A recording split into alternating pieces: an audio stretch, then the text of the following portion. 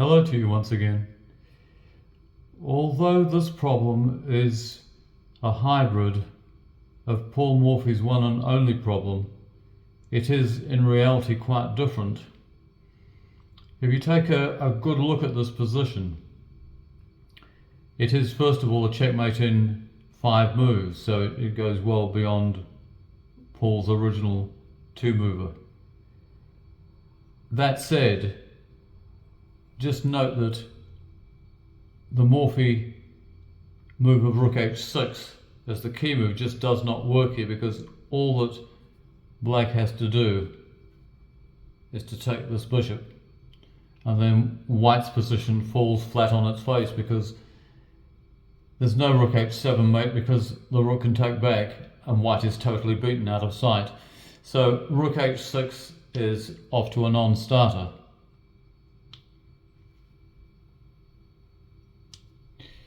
Also, bishop h6 doesn't work here, because all that black would need to do is to take on h6 once again, and there is no way that white can win that game, and indeed he'd be totally lost. So doing anything on h6 is of no use, at the moment at least. So that's the starting position. What is the key move here? It must also be borne in mind that white is exposed to a check by the bishop on a3. Now, ordinarily in composing problems like this, you'd make sure that that can be avoided either by putting a black pawn in the way or something. But does this not cause white any problems? Well, no, it doesn't. No, this is the amazing thing about this problem. It's really a combination of Morphy's original and a renewable threat. I have already put a renewable threat study on this channel, and this goes way beyond even what was seen in that. If you haven't already looked at that, check it out by all means. Can you see the key move? Well, the key move does keep Morphy's original idea in mind. There's no question about that. In fact, it's a sledgehammer blow. Well, what it is he just plays bishop f6. And now the whole complexion of this study is quite different, because on the move, white is threatening bishop g7 mate. And should he move this h-pawn, say like this, or even to here, because this is not a threat because the rook will take back, it's just bishop g7 mate. And equally, should this bishop be taken, then we are sticking to Paul's original idea of g7 mate. So that is not an option. So what on earth does black do in this position? Well, he has to defend g7. This is one way of doing it, bishop h6. Now you see, we're coaxing black to play his piece onto h6. So what do? Well, now we do play the Morphy move of rook to h6. And the fact is there, bishop g7 can only be prevented with one move. And that is this. And he converts, say, to a queen. Let's put a queen on there, or a bishop. He needs to stop bishop g7. So we take it. And now the only way that he can prevent bishop g7 is by taking it here.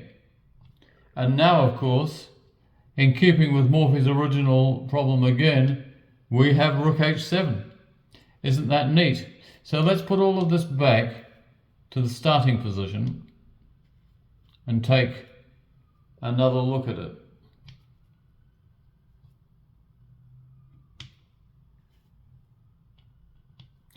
That is the original position there. Yep. We've played bishop to here, and we've tried this. What about this? Well, again, we just take here, and we're renewing our threat, bishop g7. Of course, if he plays here, queen or bishop, you just take it off. And to stop bishop g7, take here, rook h7. so that does not work. And whether he gives check first or plays to here. If he plays to here, you just take it off. And he gives check. So let's give check first and see what happens. Well, this is why it's not a problem, because we can take refuge on f7. And then, of course, if he comes back this way, we just take on b2. He has to go here. We take back, rook h7. If he plays here, trying to defend it, then we just go back to f8. And we're renewing the threat of bishop g7 mate. He has no option but to go here. We take. So let's just put it back for one final look at it, just to make sure that we have this crystal clear in our minds, that there's no way out for black.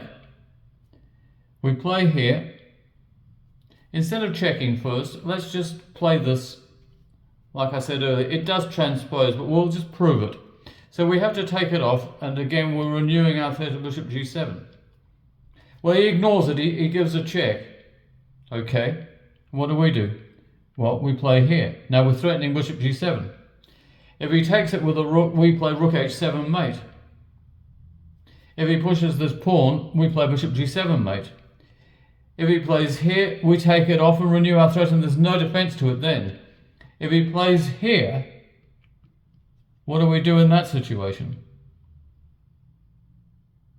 We take the bishop, like before, and we're renewing our threat of there. He has to go here,